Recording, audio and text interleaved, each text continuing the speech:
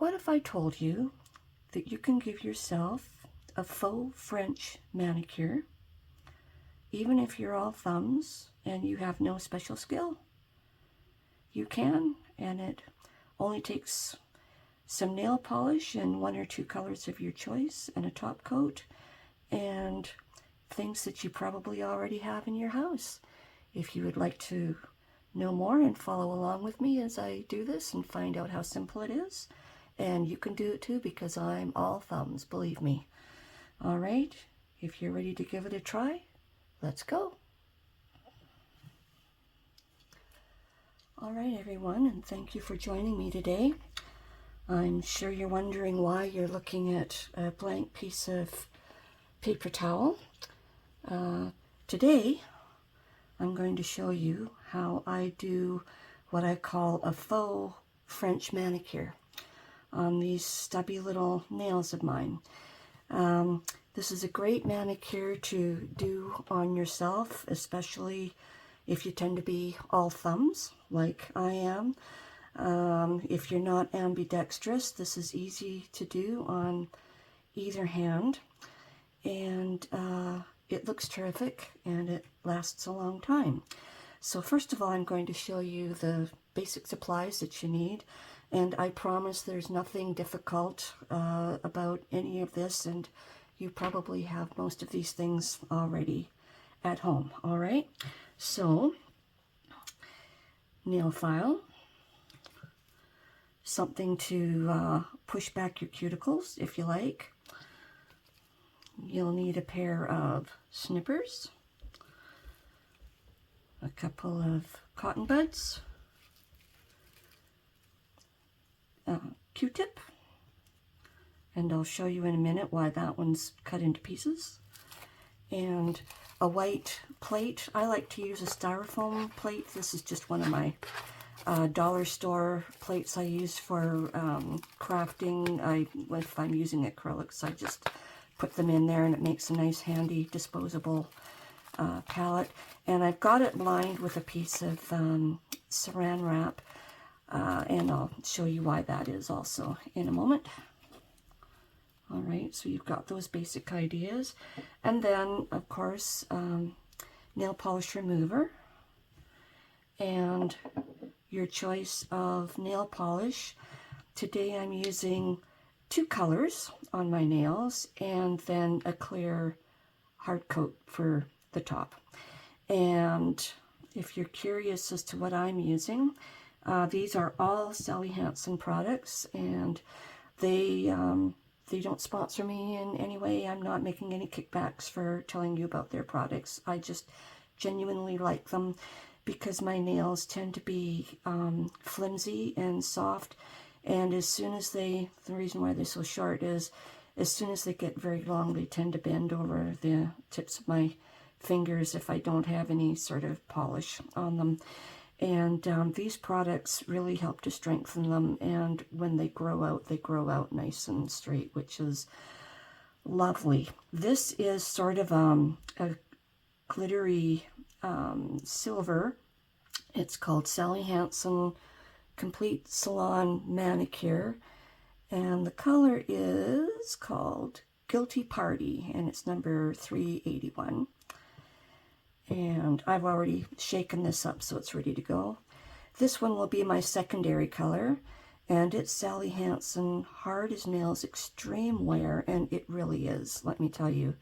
I love this product, and the color I'm using is Pink Satin number 425. And then at the very end, I'll be covering it all with Sally Hansen's Extreme Wear nail color, and this is just a clear, like a top coat, and it is called Invisible number 109. All right, and then just any kind of nail polish remover. This happens to be Cutex Care Nourishing Fast Acting Enriched Formula. All right, and so I'm going to tell you how I get started. The first thing you want to do, of course, is wash your hands so that you've got no oils or dirt around your cuticles or around your fingernails, and then you'll file them into the shape that you want. And I've already done that, so I don't have to show you all that today. And then some people use a buffing tool or a cuticle pusher to push their cuticles back. I just use my emery board. After I filed them, I just kind of go around the edge of the nail and I just gently push the cuticles back. And while I'm doing it, especially if I'm getting ready to paint my nails, I also give my nails a gentle buff with the emery board, and I just do it until the surface of it looks kind of dusty. So I haven't done that stage yet, so I'll do it now really quickly for you, just because so you can see what I'm doing. And the reason for doing this, not just pushing the cuticles back, but giving them a buff like this, is to roughen up the surface of the nail just a little bit, and that helps your nail polish to adhere better. It does okay adhering to a slick surface if your nails are smooth, but I just find I get longer lasting wear if I just do this little step. And I'm not roughing them a lot. I'm just, like I say, just a little bit of a buff until the surface looks dusty. And then quickly do this side. If you like, you can fast forward a little bit, or if I can figure out my editor, I might even just sort of fast forward this little bit for you so you're not having to endure all this. But I'm just about done. I'm right-handed, by the way, so my left hand is my non-dominant hand. Get this guy done. This is actually easier. Here, I'll show you. I use a roll of paper towel like that, and use that to brace your hand while you're working on it with the other.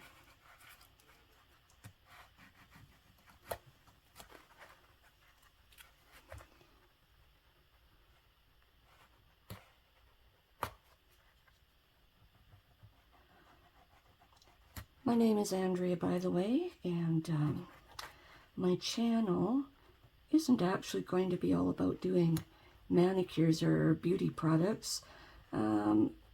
It's really for doing ASMR with the genre of scrapbooking, and I also write stories. And so if you like that sort of a thing, I hope that you'll like and subscribe my channel and hit the bell, and then you'll be notified when I have some new content coming up. I have all kinds of fun things planned. Alright, so I've got that part done, and I'll just put that there for a minute because I'm not finished with that guy. So to finish off what you've just done, and to make sure that your nail surfaces are nice and clean, just take a little bit of nail polish remover and just give those nails just a really quick swipe. And again, this just removes any residue from your nails. It removes that bit of dust, any oil that happens to be on your nails, and gets them ready and prepped for nail polish. All right, so we can set that aside. We don't need him anymore. All right, so here is the trick for my faux French nail. We don't actually use the brushes to apply the polish because there's no way. The girls, sorry, there are male manicurists as well. The professionals that do this, of course, you know, they're working on you this way. They're using their dominant hand, and they're very, very good at it. They've had loads of practice doing it. I, however, just don't have that kind of skill. So we're going to use a different method, and this is where these guys come in, and that's why this one is cut So what you need is a pair of snippers. You could use scissors if you like. And you're just going to cut one tip of the Q-tip off like that. All right, and you can go in the garbage. And use your emery board and just buff that cut end so that there's no jagged bits on it, because you want it nice and smooth, because you're actually going to use this stumpy end as a dauber. So just go back and forth with it a little bit until you've got a nice smooth end on there. And it doesn't take very much, and it's just worn down nice and smooth. And here's the other one I did already. Whoops, I see a little kind of a jagged edge. We'll just kind of smooth that off. All right, we're done with the emery board. And there's our two daubers, one for each color if we like. I'll throw that away. And we're done with the cotton ball. And we're done with the clippers. And we're done with that little tool. All right, now comes the fun part. This color is going to be my base color. And if you're wanting to do two colors, I would suggest that you choose sort of a flat, well, this isn't flat, it's got a bit of glitter, but sort of like a more neutral color for your base color, or a darker color, and then a complementary color for the top color, because the two colors are going to complement each other, and the base color is going to show through the top color, because we're not painting solid colors here. We're actually daubing dots, believe it or not. So here's the reason why I have the saran wrap on here. I find that styrofoam plates, I tried this before, if you put any sort of a paint like that's got a bit of a solvent in it on there, it's actually going to eat through the styrofoam. I learned that the hard way, so I've got saran wrap on there. So all you're going to do with your color that's already been shaken up is you're going to get some on your brush and you're going to dab it out. I suppose you could pour it if you wanted to. I prefer just to kind of do this because I don't like making my bottles too messy. And that's your puddle of color that you're going to use. All right. So, and I'm going to bring my roll of paper towel back. All right. And what you're going to do, you're just going to dab that cut end of the Q-tip into the color, and you're going to just go around the edge of the nail like this. All right. And while you're at it, go along the end of the nail. And it's important to do this if you want your manicure to last very long, because you need that color to wrap around the end of the nail. That way moisture doesn't get in, and you know, as you're tapping things, it just gives that extra layer of protection. And so once I've gone around the edge, I like to sort of do a few little dots, just kind of up that far. All right. And that's what we're going to do with all of them. We're just going to go around the edge, the end. Careful to get the end of it too, and a few little dots part way up the nail. See how easy this is?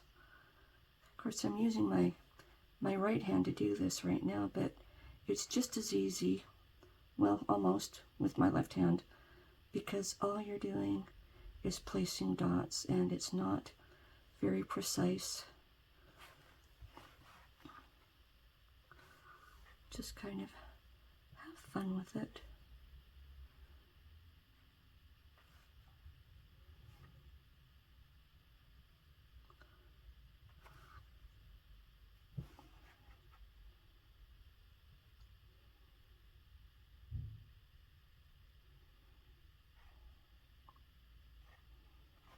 Okay, that's the first color. I'm going to do the other hand. So, of course, being very careful because this nail polish is still wet as I'm holding on to that. Alright. You see, using my left hand, it's easier to do than trying to use a brush and get a precise line. And a few fun little dots up here.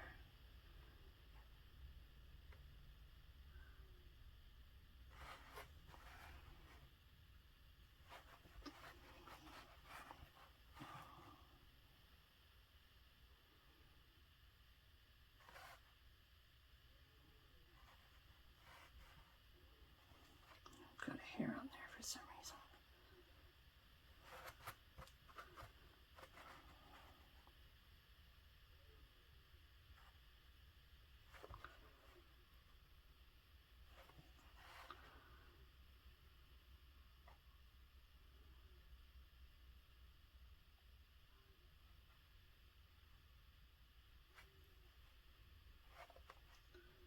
It's probably a cat hair. I have 3 orange cats, and if any of you are pet owners, you'll understand the pain of having their little hairs just get into everything, especially if you're a painter. You're guaranteed to have some pet texture in your work.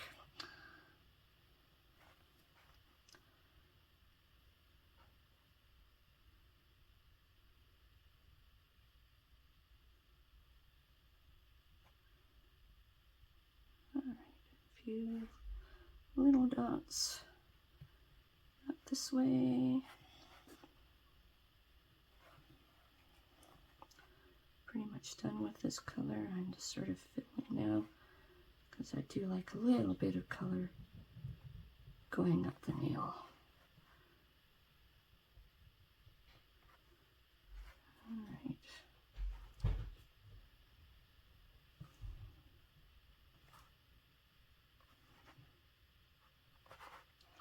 You don't have to put dots up the nail. It's just my personal preference. You can just concentrate it all down at the bottom like that if you prefer. Alright, I'm going to let that dry a little bit and I will be right back with you.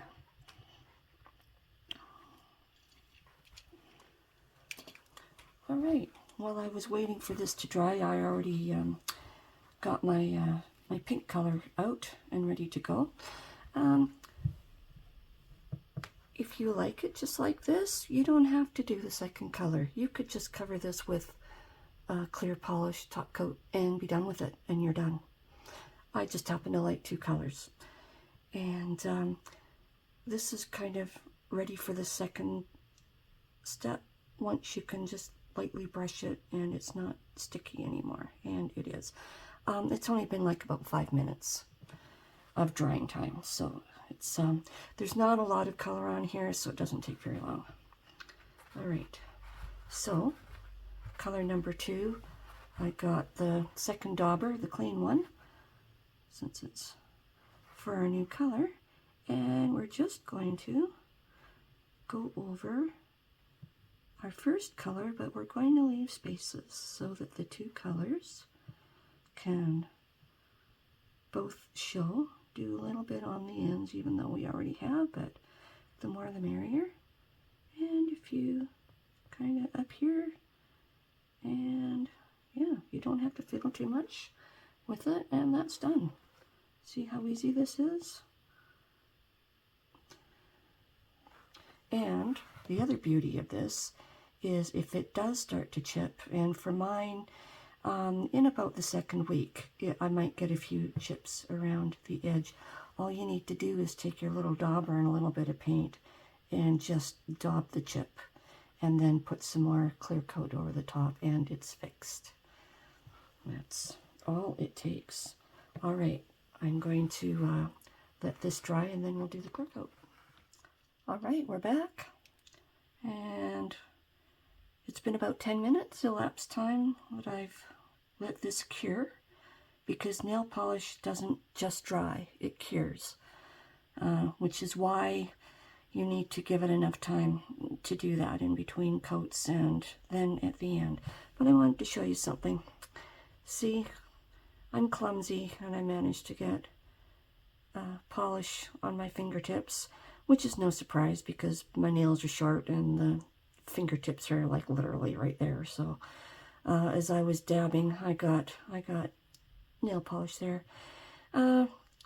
If you're a little messy like me, just don't even worry about it. Once your nail manicure is finished, let it dry and cure until it's good and hard. And by curing, I mean give it a couple of hours. 2 to 3, depending on the temperature in your house and the humidity. It might take shorter or it might take longer. But you'll know when it's ready because it feels different, doesn't it? It feels like it's suddenly hard as nails and it's strong and you can go and do anything. And it's interesting. It's a subtle thing, but you can usually feel that difference. Anyway, once it's that hard and there's no danger of denting the polish by doing anything with your fingers, just go and give your hands a nice warm wash with warm water and soap, and just take your other finger and just rub that and it will come right off. Just work gently at it and see, it already kind of wants to roll off. And then your manicure will be nice and clean and professional looking. All right, just another little tip for you. So this is the last step, guys, and this is the Sally Hansen Xtreme Wear clear coat. And I prefer to do this down on the table rather than kind of up here with this because we're brushing this, we're not dabbing it, so it needs just a little bit more precision. And I find that having my hands down here on the table just, gives them a little bit more of a, it just makes it a little more steady for me. So we're going to do 2 coats of this and all, but of course we just start with 1, and I find that just 3 strokes is enough per nail. And I'm doing my right hand first this time because I like to have it over and done with using my non-dominant hand, but this is pretty easy. And since it's clear color, it doesn't kind of matter too much if you do a little oopsie because no one will see it. Make sure it's all the way down at the end, and also make sure that this is going around the end of the nail as well, because that's going to help to strengthen the manicure.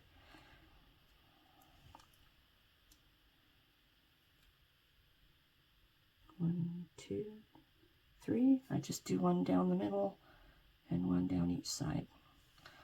All right. This guy's my biggest nail. He might need a little more. We'll see. Yeah, no, that's good.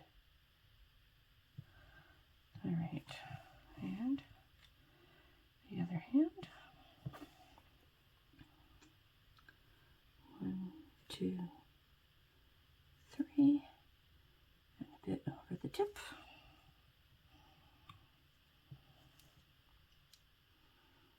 One. See how that's shining right up now? So I said doing this manicure, especially with these colors, reminds me of looking at shiny minerals in a piece of quartz. But then I'm an old rock hound from way back, so maybe you've got a better analogy. If you do, mention it in the comments for me. I'd love to hear your thoughts about this. Let me know if you've ever seen this technique before and if you've tried it and what you think about it. I would love to hear your feedback.